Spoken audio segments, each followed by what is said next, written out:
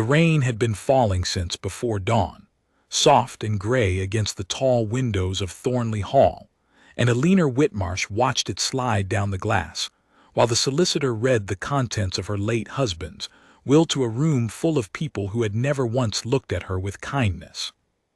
She sat very straight in a plain dark dress, her hands folded in her lap, while the family arranged themselves around the long oak table like crows settling on a fence. Her stepson Crispin Thornleigh Vance leaned against the marble fireplace with the lazy confidence of a man who had already counted his money. His sister Beatrice sat near the front, fingers tapping, eyes flicking toward the solicitor as if she could hurry the words along by sheer impatience. The aunts and cousins filled the remaining chairs, and behind them stood the household staff, summoned to hear the dispensation of a man who had ruled the estate for 40 years. Eleanor knew what was coming. She had known for weeks, in the way that a person who pays attention always knows things before they are spoken aloud. The solicitor, a thin man named Mr. Aldous Penhallow, cleared his throat and adjusted his spectacles. "To my wife, Eleanor," he read, and the room went still, every head turning toward her with the same hungry expression. "I leave the gardener's cottage at the eastern edge of the grounds, together with its contents, and nothing further. It is my belief that she will find it suits her station." There was a pause, and then Crispin laughed. It was not a cruel laugh exactly, but it was worse than cruelty, because it was amusement, the sound a man makes when something he expected has arrived precisely on schedule. Beatrice did not laugh, but the corner of her mouth lifted, and one of the aunts whispered something behind her hand to the cousin beside her. "The cottage," Crispin repeated, savoring it. "How fitting. You always did spend so much time wandering the grounds, Eleanor. Now you may wander them as a tenant." Eleanor said nothing. She had learned long ago that silence unsettled people far more than argument, and that those who expected tears were most disturbed when none arrived. She simply inclined her head, as if accepting a reasonable arrangement, and the lack of reaction made Beatrice's smile falter. The rest of the will divided the estate between the two children.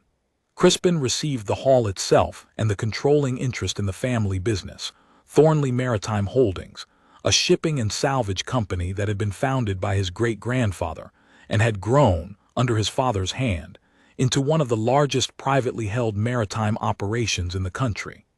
Beatrice received the London properties and a substantial trust. The staff received small bequests. The aunts received jewelry and the right to remain at the hall as long as they wished. And Eleanor received a cottage at the edge of the grounds, with nothing further. When the reading was finished, the family rose and drifted toward the drawing room where refreshments had been laid out, already turning to the business of celebration, of plans, of the future that now belonged to them. No one spoke to Eleanor.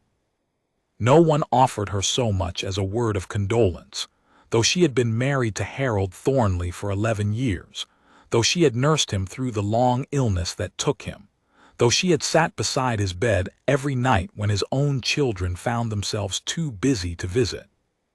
She gathered her coat and walked out into the rain. The gardener's cottage stood half a mile from the hall, past the formal gardens and the orchard, and the old walled kitchen garden that had long since gone to seed. It was a low stone building with a slate roof gone green at the edges, 2 small rooms and a scullery, a chimney that smoked when the wind came from the wrong direction. The previous gardener, an old man named Tobias, had died 2 winters past, and the cottage had stood empty since, used only to store broken tools and forgotten things.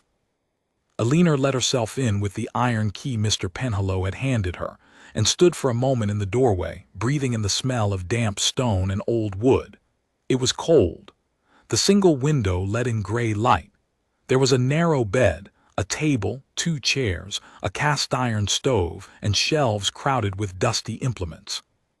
It was, by any measure, a humiliation, a deliberate insult delivered from beyond the grave by a man who had married her for her quiet competence, and then, in his final accounting, decided she was worth no more than a heap of stones at the edge of his land.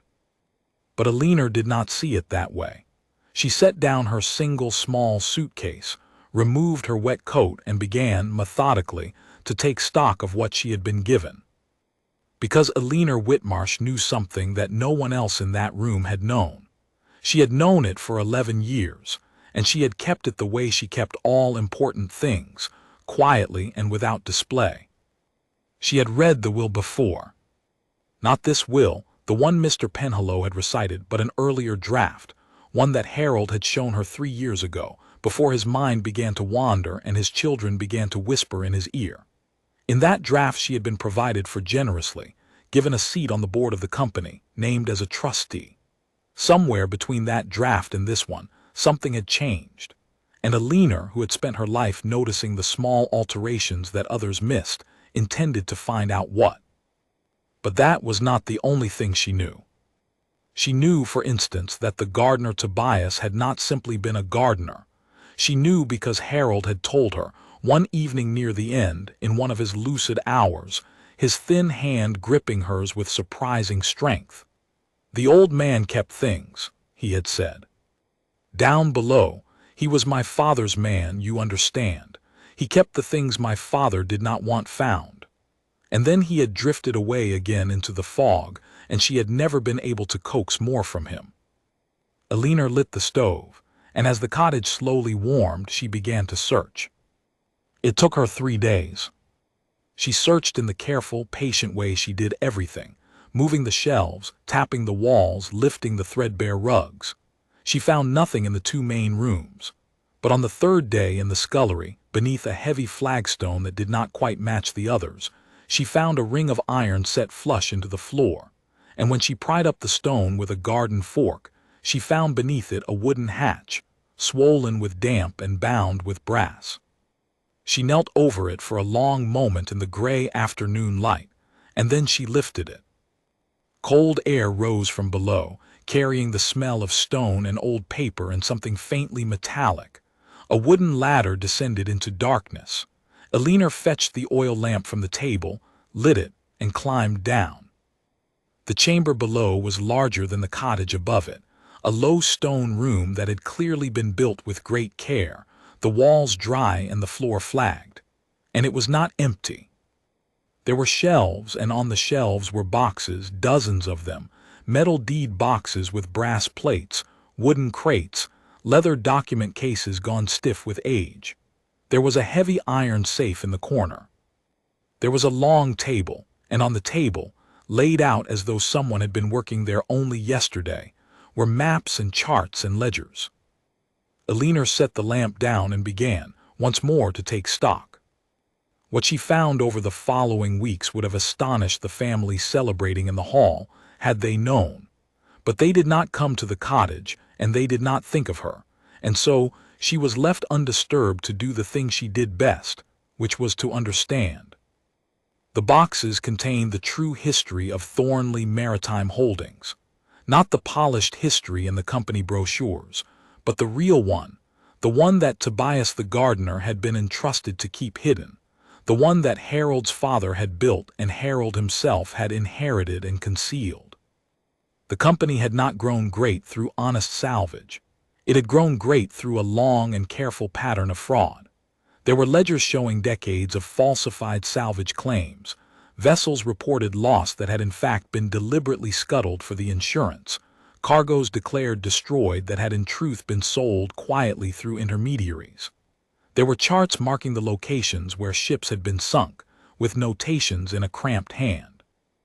There were copies of insurance documents, correspondence with corrupt assessors, payments to harbor officials. And most damning of all, there was evidence of something far worse than fraud. In a sealed case at the back of the chamber, Eleanor found the records relating to a vessel called the Marigold, a cargo ship that the company had reported lost with all hands in a storm off the Cornish coast 18 years earlier. The official story was that the Marigold had foundered, that her crew of 14 men had drowned, that nothing could have been done. The company had collected a great sum in insurance and a greater sum in public sympathy, and Harold's father had given a tearful interview about the brave men lost at sea. But the records in the chamber told a different story. The Marigold had not foundered in a storm. She had been deliberately overloaded and sent out in weather that the company knew to be dangerous, carrying a cargo that was insured for 3 times its true value. The captain had raised concerns. There were letters, his letters, begging the company not to sail. And there was a final document, a memorandum in Harold's father's hand, instructing that the ship sail regardless, and that the captain's letters be destroyed. 14 men had died so that the company might collect an inflated claim, and the evidence of it had sat beneath a gardener's cottage for 18 years, waiting. Eleanor sat very still in the lamplight, the memorandum in her hands, and understood at last why Harold had left her the cottage. Not as an insult, or not only as an insult. He had left it to her because she was the only person he trusted to find what lay beneath it, and to decide what should be done. She thought of the 14 men. She thought of their families who had spent 18 years believing their fathers and husbands and sons had died in an accident, an act of God, when in truth they had been murdered by greed. She thought of Crispin, who now controlled the company and who was, she had begun to suspect, continuing the very practices his grandfather had perfected. And she began to plan. She did not go to the police, not yet. She had learned in her years of quiet observation that evidence alone was not enough, that powerful men could make evidence disappear, that the Thornleighs had spent generations cultivating friends in exactly the places where such evidence would need to be examined. If she moved too soon, the chamber would be emptied, the boxes burned, and she herself would be dismissed as a bitter widow inventing stories. She needed to understand the present as well as the past. She needed to know what Crispin was doing now. So Eleanor Whitmarsh, who had been exiled to a gardener's cottage with nothing, began to investigate her stepson. It was easier than it should have been, because no one was watching her. She was the forgotten widow in the cottage, beneath notice, and that invisibility was the most powerful tool she possessed. She walked the grounds. She watched the comings and goings at the hall. She noted which cars arrived and at what hours, and she recognized among the visitors faces she had seen in the old correspondence, the descendants of the corrupt assessors and harbor officials of the previous generation. And she had one other advantage that no one knew about. Before she had married Harold Thornleigh, before she had become the quiet, overlooked second wife, Eleanor had been someone else entirely. She had been Eleanor Whitmarsh, and that name had meant something once in a particular and specialized world. For 15 years before her marriage, she had worked as a forensic maritime investigator, one of the most respected in the country, employed by the very insurance syndicates that the Thornleighs had been defrauding for decades. She had built her reputation on her ability to look at a wreck, at a claim, at a set of documents, and to see the truth that others had been paid to overlook. She had sent men to prison. She had recovered millions in fraudulent claims. She had testified in some of the most complex maritime fraud cases of her generation. She had given it up when she married Harold, partly for him and partly because she had grown weary of the endless dishonesty, the way money corrupted everything it touched. She had thought she was leaving that world behind. She had not told Harold's family who she had been. They had never asked. They had seen a quiet woman of no particular distinction and had filled in the rest with their contempt. It had suited her at the time to let them. It suited her now even more. Eleanor returned to the chamber each night, and she did what she had been trained to do. She catalogued. She cross-referenced. She built piece by piece the case that would have taken an ordinary investigator years, and that took her, with her particular knowledge, a matter of weeks. She established the chain of fraud from Harold's grandfather to Harold's father to Harold himself, and then, crucially, she began to find the threads that ran into the present. Because Crispin had been busy. In the company's recent filings, which Eleanor accessed through old professional contacts she quietly reactivated, She found the signs she knew how to read. A pattern of insurance claims that was just slightly too regular. Vessels that had been quietly purchased through shell companies and then within a year or two lost in convenient circumstances. The same names appearing as assessors. The same suspiciously cooperative officials. Crispin had not invented anything new. He had simply inherited the machine and kept it running. But Crispin had made one mistake that his grandfather never would have made. He had grown greedy and careless, and he had recently arranged the loss of a vessel called the Aldebaran, a large cargo ship, in circumstances that Eleanor recognized immediately. The Aldebaran had been reported lost in the North Sea 4 months earlier, with a crew of 9. The company had filed a claim for an enormous sum, and the crew, this time, had not all drowned. Eleanor found this out through a contact at a seafarer's charity, a woman she had known in her old life. 3 of the Aldebaran's crew had survived. They had been picked up by a passing trawler and brought ashore in a small Scottish port, and they had been telling anyone who would listen that the ship had not sunk by accident, that they had been ordered to abandon her in calm water, that the whole thing had been arranged. No one had believed them. They were ordinary sailors, foreign nationals most of them, with no money and no influence, and the company had powerful friends. But Eleanor believed them, and Eleanor knew how to make others believe them too. She traveled to Scotland. She did it quietly, telling no one, taking the train and then the bus, and then walking the last mile to the lodging house where the 3 survivors were staying. She introduced herself simply as someone who wanted to hear their story. And she listened for 3 days, taking careful notes, asking the precise questions that only someone who understood ships and insurance and fraud would know to ask. Their account matched the pattern perfectly. The Aldebaran had been sailing in good weather. The order to abandon ship had come from the captain, who had received it by radio from the company. The men had been told the ship was taking on water, but they had seen no water. They had been put into the boats and watched from a distance as the ship was scuttled, deliberately, by men who had come aboard in a fast launch. They had been promised payment for their silence, and the promise had not been kept, and so 3 of them had decided to talk. Eleanor returned south with everything she needed. She now had the past and the present, the dead men of the Marigold and the living men of the Aldebaran, a chain of evidence 18 years long that ended at Crispin Thornleigh Vance's door. But she still had to be careful. She had seen, too many times in her old career, how cases like this could collapse. The survivors could be intimidated, bought off, or made to disappear. The documents could be challenged as forgeries. A clever defense could pick apart even the strongest evidence if it was presented carelessly. She needed to assemble everything into a form that could not be denied, and she needed to choose the moment of revelation with care.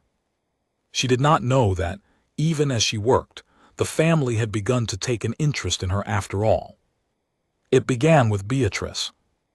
Beatrice Thornleigh Vance was, of the 2 siblings, the more intelligent, and she had been troubled in a vague way by Eleanor's silence. People who accepted humiliation without complaint made Beatrice uneasy. She had expected the widow to weep, to plead, perhaps to make a scene, and when none of that happened, when Eleanor simply retreated to her cottage and was not heard from, Beatrice's instincts began to itch. She mentioned it to Crispin over dinner one evening. "Have you given any thought to Eleanor?" "Why on earth would I? She's too quiet. I don't trust quiet." Crispin waved his hand. "She's a beaten woman in a hovel, forget her." But Beatrice did not forget her, and a few days later she walked out to the cottage herself, ostensibly to see how the widow was getting on, in truth to satisfy her own unease. She found the cottage neat and warm, and Eleanor sitting at the table with a book, perfectly composed, and something about that composure unsettled Beatrice even more. "You seem well," Beatrice said, looking around. "I am well, thank you. It must be a great change for you." "From the hall. I find I prefer the quiet." Beatrice's eyes moved around the room, snagging on small things, the careful order, the absence of self-pity. And then they snagged on something else, on a corner of paper protruding from beneath a cloth on the side table, a corner of paper that bore, she was almost certain, the letterhead of the company. She said nothing, but she filed it away, and when she returned to the hall she told Crispin that he was wrong, that the widow was up to something, that he ought to look into who Eleanor Whitmarsh really was. Crispin, irritated, made a few calls, and what came back surprised him. Eleanor Whitmarsh, forensic maritime investigator, 15 years with the insurance syndicates. A reputation for breaking exactly the kind of fraud that Thornleigh Maritime had been committing for 3 generations. A woman who had, before she vanished into an apparently dull marriage, been one of the most dangerous people in the world to a company like his. Crispin's irritation curdled into fear. He understood, all at once and far too late, why his father had married her, and why his father had left her the gardener's cottage. The cottage, he realized with cold horror, must contain something. The old gardener had always been his grandfather's creature, the keeper of secrets, and his father had handed the key to the one person capable of understanding what those secrets meant. Crispin acted quickly, and he acted as men of his kind always do, with the assumption that money and force could solve any problem. That night, Eleanor woke to the sound of someone trying the door of the cottage. She had been expecting it in a general way ever since Beatrice's visit, and so she was not unprepared. She lay still and listened. There were 2 of them, men, moving without much skill. She heard the door give, heard them enter the front room, heard them begin to search, knocking over the chairs, pulling things from shelves. They were looking for documents, she understood, and they would not stop with the cottage. They would find the hatch, or they would simply burn the whole thing down with her in it. She had planned for this. The original documents were no longer in the chamber below. Eleanor had moved them, weeks ago, photographing each one and depositing the originals in 3 separate secure locations, with copies lodged with a solicitor she trusted, a former colleague who had no connection to the Thornleighs. What remained in the chamber were careful forgeries, decoys, enough to convince a searcher that they had found what they came for. She let the men find the hatch. She let them descend into the chamber and gather up the decoy documents and carry them away into the night, congratulating themselves. And when they were gone, she rose, dressed, and made a telephone call from the mobile telephone she kept hidden beneath a loose board, a telephone the family did not know she possessed. The next morning, Crispin burned the documents his men had brought him, watching them curl and blacken in the fireplace of the great hall, and he believed himself safe.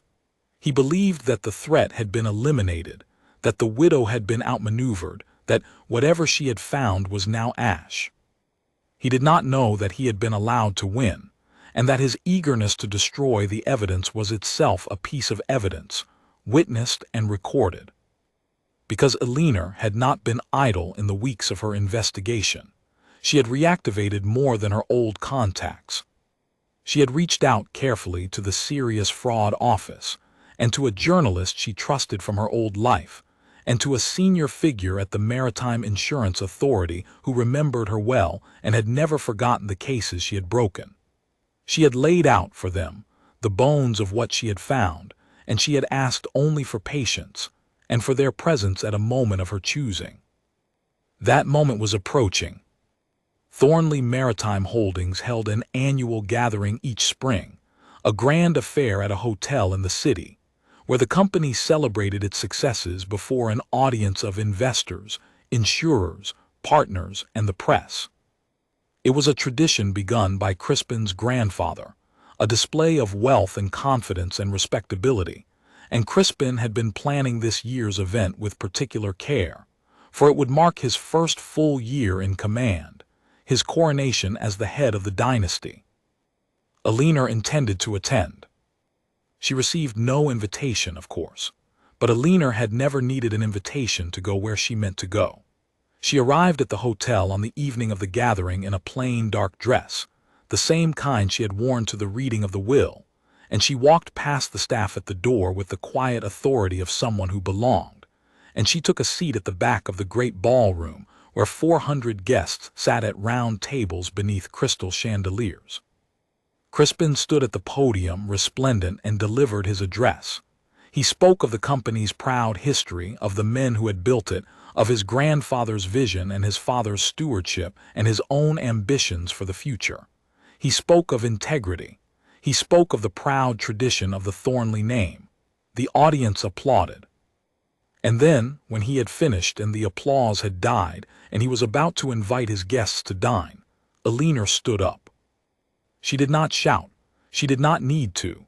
She simply stood at the back of the room, and her stillness drew every eye, the way stillness always did. Crispin saw her, and the color drained from his face. "Before you dine," Eleanor said, and her voice carried, clear and unhurried, to every corner of the room, "there are some things the guests of this company ought to know." Crispin's men began to move toward her, but they stopped, because at that moment the doors of the ballroom opened, and through them came others. A man and a woman from the Serious Fraud Office, with identification held up for all to see. A senior officer from the Maritime Insurance Authority. A journalist with a recorder already running.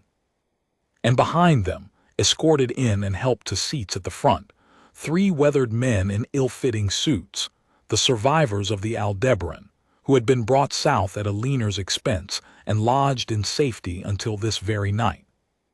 The room had gone utterly silent. Eleanor walked forward, unhurried, down the center of the great ballroom, and as she walked she began to speak, and what she said could not be stopped or shouted down or dismissed, because she said it with the precision of a woman who had spent 15 years making such cases stand up in court. She told them about the Marigold. She named the 14 men who had died. She described, in exact detail, how the ship had been deliberately overloaded and sent into a storm the company knew would destroy her, and how the captain's warnings had been suppressed, and she held up for all to see the photographed memorandum in which the order had been given to let the ship sail and to destroy the captain's letters. She had multiplied that single page into 400, and her trusted colleagues at the doors began to distribute the dossiers among the guests, and the great room filled with the rustle of turning pages and the rising murmur of horror. Then she told them about the Aldebaran. She gestured to the 3 survivors, and one by one they stood, and in their plain and halting words they confirmed what she had said, that the ship had been scuttled in calm water, that they had been ordered into the boats and promised payment for their silence. The journalist's recorder caught every word. And then she told them about the men who had come to the cottage in the night to steal what they thought was the evidence, and about the documents Crispin had burned in his own fireplace, believing himself safe. She did not reveal that those documents had been decoys. She let Crispin's own panic, his own destruction of what he believed to be evidence, stand as the confession it was. "My husband left me a gardener's cottage," Eleanor said, and now, for the first time, there was something in her voice beyond precision, something that might have been grief or vindication or both. "He left it to me because he knew I was the only person who would understand what lay beneath it. He spent his life keeping these secrets, as his father did before him, and at the end he could not bear the weight of them any longer. He could not undo what had been done, but he could choose who would find the truth. And he chose me." She turned to face Crispin, who stood frozen at the podium. His coronation collapsed into ruin before 400 witnesses and the assembled instruments of the law. "You looked at me," she said, "and you saw a beaten woman in a hovel. You were not the first. Your father's family looked at me and saw nothing worth their notice. It is a very old mistake to confuse silence with weakness and to confuse a quiet woman with a powerless one. I am sorry for the families of the men who died that it took so long to correct it, but it is corrected now." The officers from the Serious Fraud Office moved forward then, and the rest belonged to the law and to the long machinery of justice, which would grind for many months but which would, in the end, do its work. Crispin Thornleigh Vance was arrested that night, and in the months that followed the full extent of 3 generations of fraud was laid before the courts. The case became one of the most significant maritime fraud prosecutions in the country's history, and it rested almost entirely on the evidence that Eleanor had assembled, catalogued, and preserved with such patient care. Crispin was convicted on multiple counts of fraud, and in connection with the Aldebaran, on charges far graver than fraud. He was sentenced to a long term of imprisonment. The company was dissolved, its assets seized, and a fund was established from them to compensate the families of the Marigold's 14 dead, who learned at last the truth about how their men had died, and who were able at last to grieve them honestly. Beatrice, who had not known the worst of it, who had inherited only property and not the company's crimes, was not prosecuted, but the dynasty her grandfather had built was finished, the name disgraced, the great hall sold to pay the claims against the estate. She came to the cottage once more near the end, when the lawyers and the journalists had finished and the ground stood empty and for sale. She found Eleanor packing the few things she meant to take with her. "Why didn't you tell us who you were?" Beatrice asked. It was not quite an accusation. It was closer to bewilderment. Eleanor folded a shawl and set it in her case. "Would you have believed me? Would any of you have looked at me differently if I had stood up at the reading of the will and announced my qualifications?" Beatrice was silent. "You saw what you wished to see," Eleanor said, not unkindly. "People generally do. It is the most reliable thing about them and the most useful if one knows how to wait." Beatrice looked around the small, neat cottage, at the woman who had brought down everything her family had built, and who seemed, even now, entirely without triumph or malice, only a kind of weary completion. "What will you do now?" she asked. Eleanor closed her case. "There is a charity," she said, "for the families of men lost at sea. They have asked me to help them.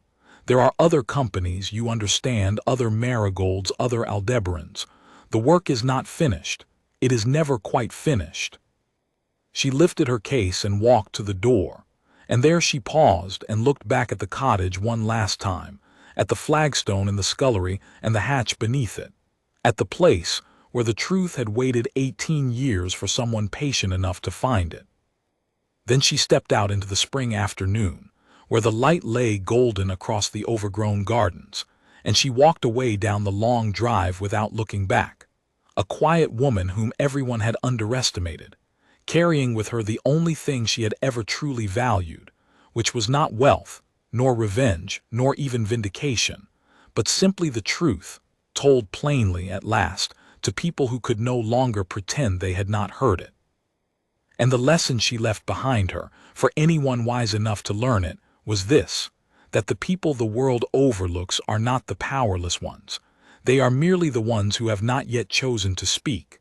Underestimate the quiet woman in the corner if you like, but know that she is watching and remembering, and that one day, in a time and a place of her own choosing, she may stand and tell the truth, and bring the whole proud edifice of your dishonesty crashing down around you. The measure of a person is never in how loudly they announce themselves. It is in what they know and what they choose to do with it, and whether, when the moment comes, they have the courage to stand up in a silent room and speak.